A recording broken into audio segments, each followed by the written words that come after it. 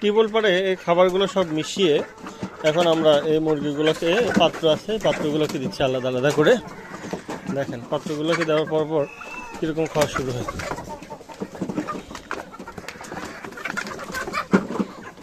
এই যে কীভাবে খাচ্ছে মুরগিগুলো। আমাদের এই খাবারগুলো আমরা মানে এলাকায় যে ধান কল আছে এই ধান কল থেকে ভালো মানের যে আছে গুঁড়া আছে, ধানের গুঁড়া ভাঙানোর পরে যে গুঁড়োগুলো পাওয়া যায় সেগুলা নিয়ে আসছে। হ্যাঁ, আপনি বাজার থেকে না এনে আপনার এলাকায় যে ধান কলগুলো আছে সেখান থেকে নিয়ে এইভাবে মুরগিগুলোকে দিবেন, একদম খাবে,